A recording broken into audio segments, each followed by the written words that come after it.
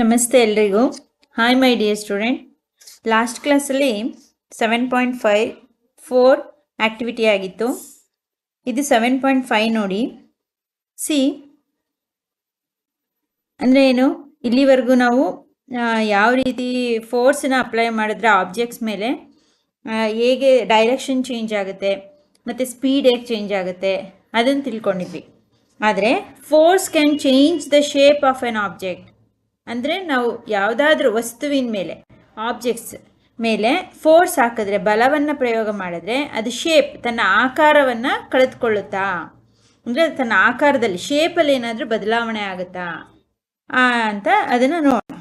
ಓಕೆನಾ? ಎಕ್ಸಾಂಪಲ್ ಕೊಟ್ಟಿದ್ದಾರೆ ನೋಡಿ. Force can change the shape of an object. ಯಾವುದೇ ಒಂದು ವಸ್ತುವಿನ ಆಕಾರದಲ್ಲಿ ಬಲವನ್ನು ಪ್ರಯೋಗಿಸಿದಾಗ ಆಕಾರದಲ್ಲಿ ಏನಾದರೂ ಬದಲಾವಣೆ ಆಗುತ್ತಾ ಅಂತೇಳಿ. ಆ್ಯಕ್ಟಿವಿಟಿ 7.5 ನೋಡಿ. Some situations have been given in column 1 of table 7.2 in which objects are not free to move. ಇಲ್ಲಿ ಕೆಲವೊಂದು ಉದಾಹರಣೆಗಳನ್ನು ಕಾಲಮ್ 1ನಲ್ಲಿ ಕೊಟ್ಟಿದ್ದಾರೆ. ಅದರಲ್ಲಿ ಯಾವ ವಸ್ತುಗಳು ಫ್ರೀಯಾಗಿ ಅಂದರೆ ಸ್ವತಂತ್ರವಾಗಿ ತಾನೇ ಚಲಿಸುತ್ತೆ. Column 2 of the table suggest the manner in which a force can be applied on each object while column 3 shows a diagram of the action. ಅದೇ ರೀತಿ ಹೇಗೆ ಅದು ಬಲವನ್ನು ಪ್ರಯೋಗಿಸಿದರೆ ಅದು ಹೇಗೆ ಚಲಿಸುತ್ತೆ ಆ ಪ್ರತಿಯೊಂದು ವಸ್ತುಗಳು. Try to observe the effect of force in an many situations as possible. ಪ್ರತಿಯೊಂದು ವಸ್ತುವಿನ ಮೇಲೆ ಬಲವನ್ನು ಹಾಕಿದಾಗ ಏನೇನು ಪರಿಣಾಮಗಳು ಉಂಟಾಗುತ್ತೆ ಅಂತ ಅದನ್ನು ಕರೆಕ್ಟಾಗಿ ಏನು ಅಬ್ಸರ್ವ್ ಮಾಡಿ. You can also add similar situations using available materials from your environment. ಇದಕ್ಕೆ ಸಮನಾದಂತಹ ಕೆಲವೊಂದು ಉದಾಹರಣೆಗಳು ನಿಮಗೂ ಗೊತ್ತಿರುತ್ತೆ, ಅವುಗಳನ್ನು ನೆನಪು ಮಾಡ್ಕೊಳ್ಳಿ. ಅಥವಾ ಅದನ್ನು ಆ ರೀತಿಯ ಉದಾಹರಣೆಗಳೇನಾದ್ರು ನಿಮಗೆ ಗೊತ್ತಿದ್ದರೆ, ನಿಮ್ಮ ಪರಿಸರದಲ್ಲಿ ಸುತ್ತಮುತ್ತ ನಡೀತಿದ್ರೆ ಅದನ್ನು ಒಂದು ಸಲ ನಿಮ್ಮ ಗಮನಕ್ಕೆ ತಂದ್ಕೊಳ್ಳಿ. Note your observations in column 4 and 5 of the table. ಇಲ್ಲಿ ಹೇಗಾಗುತ್ತೆ ಅನ್ನೋದನ್ನು ನೋಡೋಣ. Studying the effect of force on objects. ಏನು, ಯಾವುದಾದ್ರೂ ಒಂದು ವಸ್ತುವಿನ ಮೇಲೆ ಬಲಪ್ರಯೋಗ ಆದರೆ ಅದರಿಂದ ಉಂಟಾಗ್ತಕ್ಕಂಥ ಪರಿಣಾಮಗಳು ಏನು, ಹೇಗಿರುತ್ತೆ ಅಂತೇಳಿ ಇಲ್ಲಿ ಟೇಬಲಲ್ಲಿ ಕೊಟ್ಟಿದ್ದಾರೆ. ಡಿಸ್ಕ್ರಿಪ್ಷನ್ಸ್ ಆಫ್ ಸಿಚುವೇಶನ್ ಏನು ಅಂದರೆ ಆ ಸಂದರ್ಭದ ನಿರೂಪಣೆ, ಆ ಸಂದರ್ಭದಲ್ಲಿ ಯಾವ್ಯಾವ ಸಂದರ್ಭ ಹೇಗಿರುತ್ತೆ ಅಂತೇಳಿ. How to apply force, force ಬಲವನ್ನು ಯಾವ ರೀತಿ ಪ್ರಯೋಗ ಮಾಡ್ತೀವಿ, ಡಯಾಗ್ರಾಮ್, ಅದರ ಚಿತ್ರವನ್ನು ಕೊಟ್ಟಿದ್ದಾರೆ. ಆ್ಯಕ್ಷನ್ ಆಫ್ ಫೋರ್ಸ್ ಅಂದರೆ change in state of motion, ಅದರ ಸ್ಥಿತಿಯಲ್ಲಿ ಬದಲಾವಣೆ ಆಗುತ್ತಾ, ವಸ್ತುವಿನ ಸ್ಥಿತಿ ಬದಲಾವಣೆ ಆಗುತ್ತಾ, ಅಥವಾ ಚೇಂಜ್ ಇನ್ ಶೇಪ್, ಅದರ ಆಕಾರದಲ್ಲಿ ಬದಲಾವಣೆ ಆಗುತ್ತಾ. ಯಾವಾಗ ಫೋರ್ಸನ್ನು ಅಪ್ಲೈ ಮಾಡಿದಾಗ ಒಂದು ವಸ್ತುವಿನ ಮೇಲೆ ಯಾವ ರೀತಿಯ ಬದಲಾವಣೆಗಳು ಉಂಟಾಗುತ್ತೆ ಅಂತೇಳಿ. A lump of dot on A plate. ಏನು, ಒಂದು ತಟ್ಟೆಯಲ್ಲಿ ಚಪಾತಿ ಇಟ್ಟಿದೆ. Pressing it down with your hands. ನಿಮ್ಮ ಕೈಗಳಿಂದ ಹಿಟ್ಟನ್ನು ಚೆನ್ನಾಗಿ ಕೆಳಭಾಗಕ್ಕೆ ಚೆನ್ನಾಗಿ ಒತ್ತಬೇಕು. Pressing it down with your hand, ನಿಮ್ಮ ಎರಡೂ ಕೈಗಳಿಂದ ಹಿಟ್ಟನ್ನು ಚೆನ್ನಾಗಿ ಹದುಮಬೇಕು, ಒತ್ತಬೇಕು ಕೆಳಭಾಗಕ್ಕೆ. ಏನಾಗುತ್ತೆ ಆಗ? Change in state of motion, ಅದರ ಸ್ಥಿತಿ ಬದಲಾವಣೆ ಆಗುತ್ತಾ? ನೋ, ಯಾವುದೇ ರೀತಿ ಅದರ ಸ್ಥಿತಿಯಲ್ಲಿ ಬದಲಾವಣೆ ಆಗಲ್ಲ. ಆದರೆ ಚೇಂಜ್ ಇನ್ ಶೇಪ್, ಅದರ ಆಕಾರದಲ್ಲಿ ಬದಲಾವಣೆ ಆಗುತ್ತೆ. ನಿಜ ತಾನೆ? ಏನು ಹಿಟ್ಟಿದೆ ಅದರ ಆಕಾರ ಏನಾಗುತ್ತೆ, ಶೇಪ್ ಚೇಂಜ್ ಆಗುತ್ತೆ. ಸೊ ಎಸ್ ಅಂತ ಬರೀರಿ, ಇಲ್ಲಿ ನೋ ಅಂತ ಬರೀರಿ. ಆಯ್ತಾ? ನೋ. ಸಿ ನೆಕ್ಸ್ಟ್ ಎಕ್ಸಾಂಪಲ್ ತಗೊಳ್ಳೋಣ. Spring fixed to the seat of a bicycle. ಏನು, ಸ್ಪ್ರಿಂಗ್ ಈ ಸೈಕಲ್ಗೆ ಸ್ಪ್ರಿಂಗ್ನ ಜೋಡಿಸಿದ್ದಾರೆ.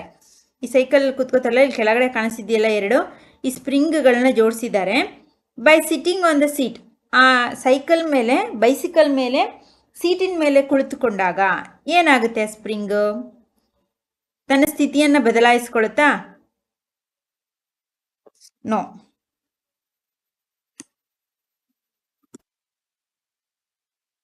ಹಾಗೆ ಅದರ ಶೇಪಲ್ಲಿ ಏನು ಚೇಂಜ್ ಆಗುತ್ತೆ ಅಲ್ವಾ, ಅದು ಕುಗ್ಗುತ್ತೆ. ಆ ಸ್ಪ್ರಿಂಗ್ ಏನಾಗುತ್ತೆ, ಕೆಳಗಾಗುತ್ತೆ. ಮೇಲೆ ಆ ಸೀಟ್ ಮೇಲೆ ಕೂತ್ಕೊಂಡಾಗ ಸ್ಪ್ರಿಂಗ್ ಆಗುತ್ತೆ, ಉದ್ದ ಇರ್ತಕ್ಕಂಥ ಸ್ಪ್ರಿಂಗು ಸಣ್ಣದಾಗುತ್ತೆ, ಚಿಕ್ಕದಾಗುತ್ತೆ, ಅಂದರೆ ಕೆಳಗೆ ಬರುತ್ತೆ ಅಲ್ವಾ. Change the shape. ಅದೇ ಥರ third one, a rubber band suspended from a hook or nail fixed on a wall. ಏನು, ಎ ರಬ್ಬರ್ ಬ್ಯಾಂಡ್ನ ಗೋಡೆಯಲ್ಲಿನ ಉಕ್ ಅಥವಾ ಮೊಳೆಗೆ ನೇತು ಹಾಕಿರೋದು. ಒಂದು ರಬ್ಬರ್ ಬ್ಯಾಂಡ್ ಇಲ್ಲಿ ಚಿತ್ರದಲ್ಲಿ ತೋರಿಸ್ತಿದ್ದಾರೆ ನೋಡಿ, ಈ ಥರ ಇಲ್ಲಿ ಮೊಳೆ ಇದೆ, ಇಲ್ಲಿ ರಬ್ಬರ್ ಬ್ಯಾಂಡನ್ನು ನೇತಾಕಿದ್ದಾರೆ. By hanging a weight or by pulling its free hand. ಅದನ್ನು ಇಟ್ಕೊಂಡು ಎಳಿತಿದ್ದಾರೆ ಕೆಳಭಾಗಕ್ಕೆ, ಅರ್ಥ ಆಯ್ತಾ, ಒಂದು ತುದಿಯಿಂದ ಇನ್ನೊಂದು ತುದಿಗೆ. ಏನಾಗುತ್ತೆ, ಅದರ ಏನಾದರೂ ವ್ಯತ್ಯಾಸ ಆಗುತ್ತಾ? ನೋ. ಅದರ ಸ್ಥಿತಿಯನ್ನು ಬದಲಾಯಿಸ್ಕೊಳ್ಳುತ್ತಾ? ನೋ. ಆದರೆ ಏನಾಗುತ್ತೆ, ಅದರ ಆಕಾರ, ಶೇಪು ಅಲ್ವಾ, ಚಿಕ್ಕದಿದ್ದತಕ್ಕಂಥ ರಬ್ಬರ್ ಬ್ಯಾಂಡ್ ಏನಾಗುತ್ತೆ, ದೊಡ್ಡದಾಗತ್ತೆ ಅಲ್ವಾ, ಉದ್ದ ಆಗುತ್ತೆ. ನಿಜ ತಾನೆ?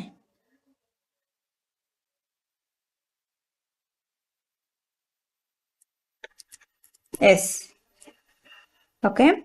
A plastic or metal scale placed between two bricks. ಎರಡು ಬುಕ್ಗಳನ್ನ ಆ ಕಡೆ ಇಟ್ಟಿದ್ದಾರೆ, ಮಧ್ಯ ಒಂದು ಸ್ಕೇಲ್, ಕಬ್ಬಿಣದ ಅಥವಾ ಸ್ಟೀಲ್ ಸ್ಕೇಲ್ನ ಇಟ್ಟು ಅದ್ರ ಮೇಲೆ ಒಂದು ಇಟ್ಟಿಗೆ, ಬ್ರಿಕ್ಸ್ ಅಂದರೆ ಇಟ್ಟಿಗೆಯನ್ನು ಇಟ್ಟಿದ್ದಾರೆ. ಏನು ಮಾಡ್ತಿದ್ದಾರೆ? By putting a weight at the centre of the scale.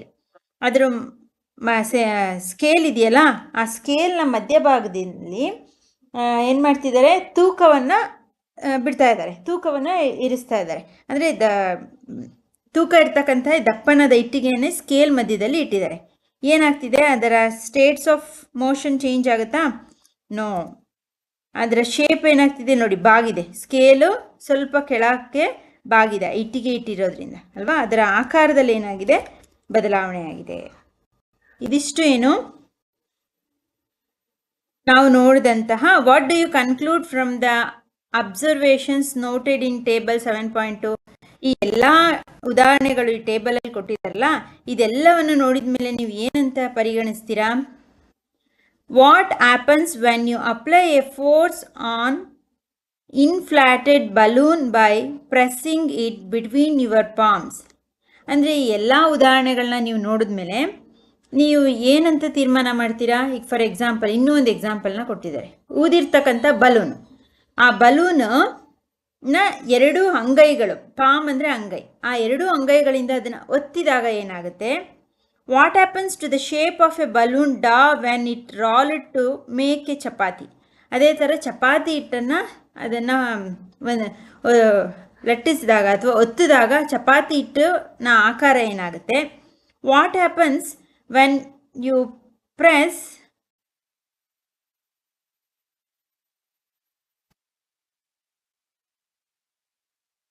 ಇಲ್ಲಿ what happens when you press a rubber ball placed on a table.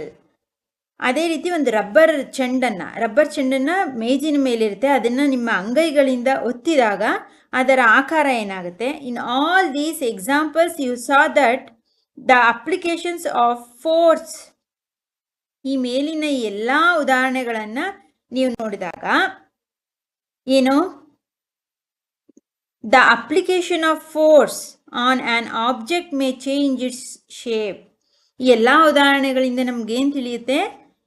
Force on on object, ಯಾವುದೇ ವಸ್ತುವಿನ ಮೇಲೆ ಬಲ ಪ್ರಯೋಗ ಮಾಡಿದ್ರೆ, ಅಂದರೆ ಒತ್ತಿದ್ರೆ, ಅದನ್ನು ಪ್ರೆಸ್ ಮಾಡಿದ್ರೆ, ಮೇ ಚೇಂಜ್ ಇಟ್ ಶೇಪ್, ಅದು ತನ್ನ ಆಕಾರದಲ್ಲಿ, ಶೇಪಲ್ಲಿ ಬದಲಾವಣೆಯನ್ನು ತಂದುಕೊಳ್ಳುತ್ತೆ. ಅದರ ಆಕಾರದಲ್ಲಿ ಏನಾಗುತ್ತೆ? ಶೇಪಲ್ಲಿ ಚೇಂಜ್ ಆಗುತ್ತೆ. ಈಗ ಬಲೂನನ್ನು ಗಾಳಿ ತುಂಬಿರ್ತಕ್ಕಂಥ ಬಲೂನನ್ನು ಎರಡೂ ಅಂಗೈಗಳಿಂದ ಪ್ರೆಸ್ ಮಾಡಿದ್ರೆ ಅದೇನಾಗುತ್ತೆ? ಹೊಳಕೋಗುತ್ತೆ. ಹಾಗೆ ಹಿಟ್ಟನ್ನು ಚೆನ್ನಾಗಿ ಒತ್ತಿದ್ರೆ ಅದು ರೌಂಡ್ ಶೇಪ್, ಅಗಲವಾಗುತ್ತೆ. ಅದೇ ರೀತಿ ರಬ್ಬರ್ ಬಾಲನ್ನು ನಾವು ನಮ್ಮ ಕೈಗಳಿಂದ ಟೇಬಲ್ ಮೇಲಿರ್ತಕ್ಕಂಥ ರಬ್ಬರ್ ಬಾಲನ್ನು ಒತ್ತಿದ್ರೆ ಅದು ಸ್ವಲ್ಪ ಅಗಲ ಆಗುತ್ತೆ ಅಲ್ವಾ, ಕುಗ್ಗುತ್ತೆ. ಈ ರೀತಿ ತನ್ನ ಆಕಾರದಲ್ಲಿ ಯಾವುದೇ ವಸ್ತುಗಳ ಮೇಲೆ ಬಲ ಪ್ರಯೋಗ ಆದರೆ ಅದೇನು ಮಾಡುತ್ತೆ? ಮೇ ಚೇಂಜ್ ಇಟ್ ಶೇಪ್, ತನ್ನ ಆಕಾರದಲ್ಲಿ ಬದಲಾವಣೆಯನ್ನು ಕಂಡುಕೊಳ್ಳುತ್ತೆ. Having performed all the above activities you would have realised that a force. ಹಾಗಾದರೆ ಮೇಲಿನ ಎಲ್ಲ ಉದಾಹರಣೆಗಳಿಂದ ನಾವು ತಿಳ್ಕೊಂಡಿದ್ದೇನು? ಬಲ ಅಂದರೆ ಫೋರ್ಸ್ ಅಂದರೆ ಏನಂತ? May make on object move from rest. ಬಲದಿಂದ ಏನೆಲ್ಲ ಆಗುತ್ತೆ ಹಾಗಾದರೆ?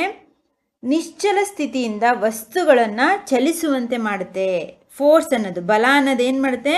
ಯಾವುದೇ ಒಂದು ವಸ್ತು ನಿಶ್ಚಲ ಸ್ಥಿತಿಲಿದೆ ಅಂದರೆ ಸುಮ್ಮನೆ ಅದು ಕಾನ್ಸ್ಟೆಂಟಾಗಿ ಒಂದು ಜಾಗದಲ್ಲಿದೆ ಅಂದರೆ ಆ ವಸ್ತುವಿನ ಮೇಲೆ ನಾವು ಬಲ ಪ್ರಯೋಗ ಮಾಡಿದ್ರೆ ಅದೇನಾಗುತ್ತೆ? ಚಲಿಸುವಂತೆ ಮಾಡುತ್ತೆ. ಮೂವ್ ಫ್ರಮ್ ದ ರೆಸ್ಟ್, ನಿಶ್ಚಲ ಸ್ಥಿತಿಯಿಂದ ಆ ವಸ್ತು ಚಲಿಸುವಂತೆ ಮಾಡುವ ಶಕ್ತಿ ಈ ಬಲಕ್ಕೆ ಇದೆ.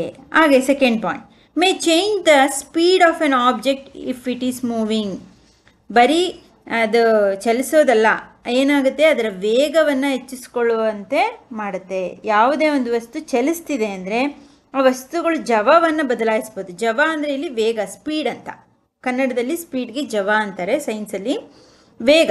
ಏನೋ ಸ್ಪೀಡನ್ನು ಬದಲಾಯಿಸ್ಕೊಳ್ಳೋಂಥ ಶಕ್ತಿ ಇರುತ್ತೆ. ಈಗ ನಾವು ಅದನ್ನು ರಬ್ಬರ್ ಬಾಲನ್ನೇ ಒತ್ತಿಬಿಟ್ವಿ ಅಂದ್ಕೊಳ್ಳಿ, ಅಥವಾ ಪ್ರೆಸ್ ಮಾಡಿದ್ವಿ, ಅದ್ರ ಮೇಲೆ ಬಲವನ್ನು ಹಾಕಿದ್ವಿ, ಅದು ನಮ್ಮ ಕೈ ಒತ್ತಿದ ತಕ್ಷಣ ಸ್ವಲ್ಪ ಕುಗ್ಗಿ ಮುಂದಕ್ಕೆ ಹೋಗ್ಬಿಡ್ತು ಅಂದರೆ ಅದರ ವೇಗ ಜಾಸ್ತಿ ಆಗುತ್ತೆ ಅಲ್ವಾ? ಅದು ಚಲಿಸೋದಕ್ಕೆ ಪ್ರಾರಂಭ ಮಾಡಿಬಿಡುತ್ತೆ ಆ ರಬ್ಬರ್ ಬಾಲು.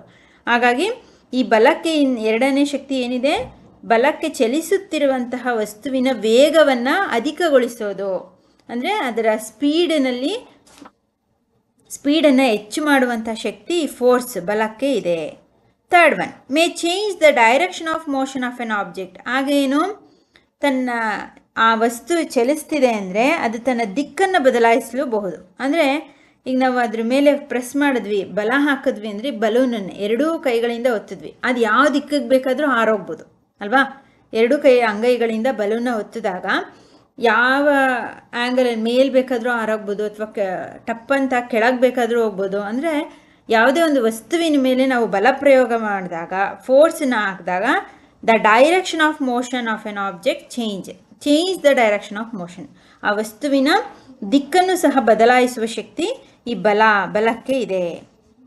ಹಾಗೆ fourth one, May bring about A change in the shape of an object. ಹಾಗೇನು ಇವತ್ತು ಓದಿದ್ವಲ್ಲ, ತನ್ನ ಆಕಾರವನ್ನು ಬದಲಾಯಿಸಲೂಬಹುದು.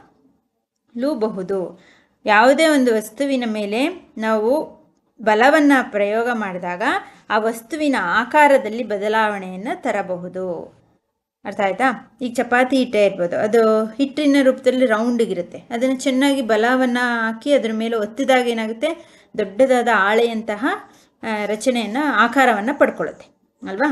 ಹಾಗಾಗಿ ಯಾವುದೇ ಒಂದು ವಸ್ತುವಿನ ಮೇಲೆ ಬಲ ಪ್ರಯೋಗ ಆದಾಗ ಫೋರ್ಸ್ ಹಾಕಿದ್ರೆ ಏನು? Change in the shape of an object, ವಸ್ತುವಿನ ಆಕಾರದಲ್ಲಿ ಬದಲಾವಣೆಯನ್ನು ತರುತ್ತೆ.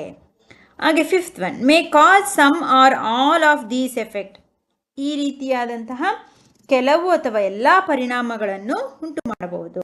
ಯಾವುದೇ ಒಂದು ವಸ್ತುವಿನ ಮೇಲೆ ಬಲವನ್ನು ಹಾಕಿದಾಗ, ಫೋರ್ಸನ್ನು ಅಪ್ಲೈ ಮಾಡಿದಾಗ, ಈ ಏನೇನು ಈ ಪಾಯಿಂಟ್ ಹೇಳಿದ್ವಿ, ದಿಕ್ಕನ್ನು ಬದಲಾಯಿಸುತ್ತೆ, ಸ್ಪೀಡನ್ನು ಜಾಸ್ತಿ ಮಾಡುತ್ತೆ, ಮತ್ತು ಆಕಾರವನ್ನು ಬದಲಾಯಿಸುತ್ತೆ, ಮತ್ತು ಚಲಿಸುವಂತೆ ಮಾಡುತ್ತೆ. ಈ ಎಲ್ಲವೂ ನಡಿಬೋದು ಒಂದು ವಸ್ತುವಿನ ಮೇಲೆ, ಅಥವಾ ಕೆಲವೊಂದು ಪರಿಣಾಮಗಳು ಸಹ ಒಂದು ವಸ್ತುವಿನ ಮೇಲೆ ಉಂಟಾಗ್ಬೋದು. ಎಲ್ಲವೂ ನಡೀಲೇಬೇಕು ಅಂತಿಲ್ಲ, ಆದರೆ ಈ ಇರ್ತಕ್ಕಂಥ ಈ ಕೆಲವೊಂದು ಪರಿಣಾಮಗಳಂತೂ, ಒಂದು ಅಥವಾ ಎರಡು ಪರಿಣಾಮಗಳಂತೂ ಖಂಡಿತ ಆಗುತ್ತೆ ಅಲ್ವಾ?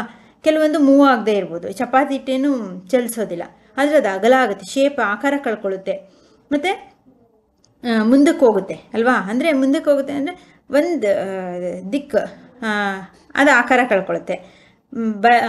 ಬಾಲ್ನ ಮೇಲೆ ಒತ್ತಡ ಹಾಕಿದ್ರೆ ಅದು ಚಲಿಸಲೂಬಹುದು, ಅಥವಾ ಅದು ಒತ್ತಿದ ತಕ್ಷಣ ಅದು ಕುಗ್ಗಿ ಆಕಾರವನ್ನು ಕಳ್ಕೋಬೋದು ಅಲ್ವಾ? ಆ ಥರ ರಬ್ಬರ್ ಬ್ಯಾಂಡನ್ನು ಎಳೆದಾಗ ಅದು ತನ್ನ ಆಕಾರವನ್ನು ಸ್ವಲ್ಪ ಸಮಯ ಕಳೆದುಕೊಂಡು ಮತ್ತೆ ಚಿಮ್ಮಿ ಆರ್ಬೋದು, ಡೈರೆಕ್ಷನ್ ತನ್ನ ದಿಕ್ಕನ್ನು ಬದಲಾಯಿಸ್ಕೊಂಡು ಎಲ್ಲಿಗೋ ಬೇರೆ ಕಡೆಗೆ ಆರೋಗುತ್ತೆ ಅಂದರೆ ಚಲಿಸುತ್ತೆ. ಅದು ಅಂದರೆ ಬೇರೆ ಕಡೆಗೆ ಅದು ಆರೋಯ್ತು ಅಂದರೆ ಚಲನೆಯೂ ಉಂಟಾಯಿತು, ದಿಕ್ಕೂ ಬದಲಾಯಿತು, ತನ್ನ ಆಕಾರವನ್ನು ಸ್ವಲ್ಪ ಸಮಯ ಕಳ್ಕೊತೀವಿ. ಈ ಮೂರೂ ಸಹ ನಡಿಬೋದು ಅಲ್ವಾ? ಅಂದರೆ ಆ ವಸ್ತುವಿನ ಮೇಲೆ ಪರಿಣಾಮವನ್ನು ಬೀರುತ್ತೆ. ಈ ಬಲ ಅನ್ನೋದು ಆಯಾ ವಸ್ತುಗಳು ಹೇಗಿರುತ್ತೆ, ಆಬ್ಜೆಕ್ಟ್ಸು, ಅದ್ರ ಮೇಲೆ ಇಲ್ಲಿರ್ತಕ್ಕಂತಹ ಕೆಲವೊಂದು ಪರಿಣಾಮಗಳು ಎಲ್ಲವೂ ನಡಿಬೋದು, ಅಥವಾ ಕೆಲವೊಂದು ಪರಿಣಾಮಗಳು ಜರುಗ್ಬೋದು. ಅದಾಯ್ತಾ? While a force may cause one or more of these effect. ಏನೋ ಈಗ ಹೇಳಿದ್ವಲ್ಲ, ಈ ಬಲ ಅನ್ನೋದು ಒಂದು ಅಥವಾ ಹೆಚ್ಚು ಪರಿಣಾಮಗಳನ್ನು ಉಂಟು ಮಾಡಬಹುದು. It is important to remember that none of these actions can takes place without action of force. ಆದರೆ ಒಂದು ಚೆನ್ನಾಗಿ ಮುಖ್ಯವಾಗಿ ನೆನಪಿನಲ್ಲಿ ಇಟ್ಕೋಬೇಕು, ಬಲ ಪ್ರಯೋಗವಾಗದೇ ಹೊರತು without the action of force, ಯಾವುದೇ ವಸ್ತುವಿನ ಮೇಲೆ ಬಲ ಪ್ರಯೋಗ ಆಗಲಿಲ್ಲ ಅಂದರೆ ಏನು, an object cannot move self, ಯಾವುದೇ ಒಂದು ವಸ್ತು ತನ್ನಿಂದ ತಾನೇ ಚಲಿಸೋದಕ್ಕೆ ಸಾಧ್ಯ ಇಲ್ಲ. It cannot change the speed of itself, ಯಾವುದೇ ವಸ್ತು ತನ್ನಿಂದ ತಾನೇ ಸ್ಪೀಡನ್ನು, ವೇಗವನ್ನು ಹೆಚ್ಚಿಸ್ಕೊಳ್ಳೋಕೆ ಸಾಧ್ಯ ಇಲ್ಲ. It cannot change the direction of it self, ಹಾಗೆ ಯಾವುದೇ ಒಂದು ವಸ್ತುವಿನ ಮೇಲೆ ನಾವು ಬಲ ಪ್ರಯೋಗ ಮಾಡಲಿಲ್ಲ ಅಂದರೆ ತಾನಾಗಿ ತನ್ನ ದಿಕ್ಕನ್ನು ನೇರವಾಗಿ ಹೋಗೋದು ಅಥವಾ ಪಕ್ಕಕ್ಕೆ ಹೋಗೋದು ಅಥವಾ ಬಲಕ್ಕೆ ಹೋಗೋದು ಅಥವಾ ಎಡಕ್ಕೆ ಹೋಗೋದು, ಈ ರೀತಿ ತನ್ನ ದಿಕ್ಕನ್ನು ತಾನಾಗಿ ಬದಲಾಯಿಸ್ಕೊಳ್ಳೋಕೆ ಸಾಧ್ಯ ಇಲ್ಲ. ಯಾವುದೇ ವಸ್ತುವನ್ನು ನಾವು ತಳ್ಳಬೇಕು ಅಥವಾ ಅದ್ರ ಮೇಲೆ ಬಲವನ್ನು ಪ್ರಯೋಗ ಮಾಡಬೇಕು. ಈ ನಿಶ್ಚಲ ಸ್ಥಿತಿಯಲ್ಲಿ ಒಂದು ಪೌಡರ್ ಬಾಕ್ಸೋ ಅಥವಾ ಒಂದು ಟೇಬಲ್ಲೋ ಅಥವಾ ಒಂದು ಬಾಲೋ ಇದೆ ಅಂದರೆ ಸುಮ್ಮನೆ ಇರುತ್ತೆ. ಅದನ್ನು ನಾವು ತಳ್ಳಿದಾಗ ಅಥವಾ ಅದನ್ನು ಒತ್ತಿದಾಗ ಅದ್ರ ಮೇಲೆ ಬಲವನ್ನು ಪ್ರಯೋಗ ಮಾಡಿದಾಗ ಮುಂದಕ್ಕೆ ಹೋಗುತ್ತೆ ಅಥವಾ ದಿಕ್ಕನ್ನು ಬದಲಾಯಿಸ್ಕೊಳ್ಳುತ್ತೆ. ಈ ರೀತಿ ಆಗುತ್ತೆ ಹೊರತು ತಾನಾಗಿ ಅದೇ ಚಲಿಸುವಂಥದ್ದು, ಅದೇ ತನ್ನ ಆಕಾರವನ್ನು ಕಳ್ಕೊಳ್ಳುವಂಥದ್ದು, ಅದೇ ತನ್ನ ದಿಕ್ಕನ್ನು ಬದಲಾಯಿಸ್ಕೊಳ್ಳೋದಕ್ಕೆ ಸಾಧ್ಯ ಇಲ್ಲ. And it shape cannot change it self. ಈಗ ಒಂದು ಬಾಲು ಸುಮ್ಮನೆ ಇದೆ ಅಂದರೆ ಯಾರು ಅದನ್ನು ಟಚ್ ಮಾಡಿಲ್ಲ ಅಂದರೆ ಅದಾಗೆ ಕುಗ್ಗುತ್ತಾ? ಚಪಾತಿ ಹಿಟ್ಟು ಅದಾಗೆ ಚಪಾತಿ ಆಗಿಬಿಡುತ್ತಾ? ಹಿಟ್ಟು ಹಾಗೇ ಇರುತ್ತೆ. ನಾವು ಕಪ್ಪಿನಲ್ಲಿ ಬಟ್ಟಲಿನಲ್ಲಿ ಇಟ್ಟಿದ್ದೀವಿ ಅಂದರೆ ಅಲ್ವಾ, ಯಾರು ಕೈಯಿಂದ ನಮ್ಮ ಬಲವನ್ನು ಉಪಯೋಗಿಸಿ ಅದನ್ನು ಒತ್ತಿದಾಗ ಏನಾಗುತ್ತೆ, ಅದು ಚಪಾತಿಯಾಗಿ ಹಾಳೆಯಂತಹ ರೂಪವನ್ನು ಪಡ್ಕೊಳ್ಳುತ್ತೆ. ಇಲ್ಲ ಯಾರೂ ಮಾಡಲಿಲ್ಲ ಅಂದರೆ ಅದಾಗದೇ ಆಗುತ್ತಾ? ನೋ. ಅಂದರೆ ಬಲ ಪ್ರಯೋಗವಾಗದ ಹೊರತು ಏನು ಆಬ್ಜೆಕ್ಟ್ ಕೆನಾಟ್ ಮೂವ್, ತನ್ನಿಂದ ತಾನೇ ಚಲಿಸೋಕೆ ಸಾಧ್ಯ ಇಲ್ಲ. Object cannot change the speed, ವೇಗವನ್ನು ಪಡೆದುಕೊಳ್ಳೋಕೆ ಸಾಧ್ಯ ಇಲ್ಲ. Object cannot change the direction, ದಿಕ್ಕನ್ನು ಬದಲಾಯಿಸ್ಕೊಳ್ಳೋಕೆ ಸಾಧ್ಯ ಇಲ್ಲ. Object cannot change its shape, ತನ್ನ ಆಕಾರವನ್ನು ಬದಲಾಯಿಸ್ಕೊಳ್ಳೋದಕ್ಕೆ ಸಾಧ್ಯ ಇಲ್ಲ. ಆಯಿತಾ? ಇದಿಷ್ಟು ಏನು, ಯಾವುದೇ ಒಂದು ವಸ್ತುವಿನ ಮೇಲೆ ಬಲ ಪ್ರಯೋಗ ಆದಾಗ ತನ್ನ ಆಕಾರದಲ್ಲಿ ಹೇಗೆ ಬದಲಾವಣೆ ಆಗುತ್ತೆ ಮತ್ತು ಅದರ ಸ್ಥಿತಿಗಳು ಯಾವ್ಯಾವ ರೀತಿ ಬದಲಾವಣೆ ಆಗುತ್ತೆ ಅನ್ನೋದು ಇದಿಷ್ಟು ಬಲದಿಂದ ಆಗ್ತಕ್ಕಂಥ ಪರಿಣಾಮಗಳು, ಎಫೆಕ್ಟ್ಸ್ ಆಫ್ ಫೋರ್ಸ್ ಅಂತೇಳಿ ಕರೀತಾರೆ. ಅರ್ಥ ಆಯ್ತಾ? ಓಕೆ, ಇಷ್ಟಿರಲಿ. ನೀವು ಸಹ ದ ಎಫೆಕ್ಟ್ಸ್ ಆಫ್ ಫೋರ್ಸ್ಗೆ give a 2 examples of effects of force in your surroundings or environment. ನಿಮ್ಮ ಸುತ್ತಮುತ್ತ ನಡೀತಕ್ಕಂತಹ 2 ಉದಾಹರಣೆಗಳನ್ನ ಕೊಡಿ. ಅಂದರೆ ಬಲ ಪ್ರಯೋಗ ಮಾಡಿದ್ರೆ ಯಾವ ರೀತಿಯ ಪರಿಣಾಮ ಉಂಟಾಗುತ್ತೆ, ನಿಮ್ಮ ಓನ್ ಎಕ್ಸ್ಪೀರಿಯನ್ಸ್ 2 ಉದಾಹರಣೆಗಳನ್ನ ಕೊಡಿ. ಹಾಗೆ ಏನು, right and what are the effects of force. ಅಂದರೆ ನೀವು ಇಲ್ಲಿ ಈ ಪಾಯಿಂಟ್ಸ್ ಇದೆಯಲ್ಲ, ಇದನ್ನೇ ಒಂದ್ಸಲ ಓದಿ ಇದನ್ನು ಮಾಡಿ. ಅಂದರೆ what are the effects of force applied of an object, ಯಾವುದೇ ಒಂದು ವಸ್ತುವಿನ ಮೇಲೆ ಬಲ ಪ್ರಯೋಗವಾದಾಗ ಏನೇನು ಪರಿಣಾಮಗಳು ಉಂಟಾಗುತ್ತೆ, ಇದೇನೆ ಈ ಪಾಯಿಂಟ್ಸ್ಗಳನ್ನೇ ಶಾರ್ಟಾಗಿ ಬರೆಯೋದು. ಅಂದರೆ the objects can change the shape, the objects can change the direction, the objects can change the shape, ಈ ರೀತಿ. ಅಂದರೆ what are the changes when force applied on object, ಯಾವ್ಯಾವ ಬದಲಾವಣೆಗಳಾಗುತ್ತೆ ಯಾವುದಾದ್ರೂ ಒಂದು ವಸ್ತುವಿನ ಮೇಲೆ ಬಲ ಪ್ರಯೋಗವಾದಾಗ, ಅದನ್ನೇ ಶಾರ್ಟಾಗಿ ಈ ಪಾಯಿಂಟ್ಸ್ಗಳನ್ನ ನೀವೇ ಮಾಡಿ ಬರೀರಿ. ಇದು 2 ಇವತ್ತಿನ ಕ್ಲಾಸಿನ ಹೋಮ್ವರ್ಕು. ನೆಕ್ಸ್ಟ್ ಕ್ಲಾಸಲ್ಲಿ ನಾವು 7.6 ಇದನ್ನು ಕಾಂಟ್ಯಾಕ್ಟ್ ಫೋರ್ಸಸ್ನ ಮಾಡೋಣ. ಇಷ್ಟರಲ್ಲಿ ಓಕೆ ಮೈ ಡಿಯರ್ ಸ್ಟೂಡೆಂಟ್, ಏನಾದರೂ ಡೌಟ್ಸ್ ಇತ್ತು ಅಂದರೆ, ಏನಾದರೂ ಅರ್ಥ ಆಗಲಿಲ್ಲ ಅಂದರೆ ಅದೆರಡನ್ನು ಡಿಸ್ಕ್ರಿಪ್ಷನಲ್ಲಿ ಹಾಕಿ. ಹಾಗೆ ಈ ಲೆಸನ್ನ ಕಂಟಿನ್ಯೂಸ್ ವೀಡಿಯೋಸ್ ಬೇಕು ಅಂದರೆ ಒಂದು ಸಲ ಪ್ಲೇಲಿಸ್ಟ್ ಚೆಕ್ ಮಾಡಿ. ಮತ್ತು ಈಗ ನನ್ನ ನೆಕ್ಸ್ಟ್ ವೀಡಿಯೋಸ್ ಯಾವುದು ಬೇಕಾಗುತ್ತೆ ನಿಮಗೆ, ಅದು ಸಿಗಬೇಕು, ಅದು ಗೊತ್ತಾಗಬೇಕು ಅಂದರೆ ಈ ವಿಡಿಯೋಸ್ ನೋಡ್ತಿರ್ತೀರಲ್ಲ, ಸಬ್ಸ್ಕ್ರೈಬ್ ಆದರೆ ನೀವು ನಾನು ನೆಕ್ಸ್ಟ್ ಏನು ವೀಡಿಯೋಸ್ ಹಾಕ್ತೀನಿ ನಿಮಗೆ ಸುಲಭವಾಗಿ ಸಿಗುತ್ತೆ, ಮತ್ತು ಹುಡ್ಕುವಂಥ ಇದು ಬರಲ್ಲ. ಹಾಗಾಗಿ ಸಬ್ಸ್ಕ್ರೈಬ್ ಮಾಡ್ಕೊಳ್ಳಿ. ಆಗ ನಾನು ಏನೇನು ನೆಕ್ಸ್ಟ್ ಕ್ಲಾಸಸ್ದು ವೀಡಿಯೋಸ್ ಹಾಕ್ತಿರ್ತೀನಿ ಆಗ ನಿಮ್ಗೆ ಸುಲಭವಾಗಿ ನಿಮಗೆ ಸಿಗುತ್ತೆ. ಓಕೆನಾ? Okay my dear student, thank you.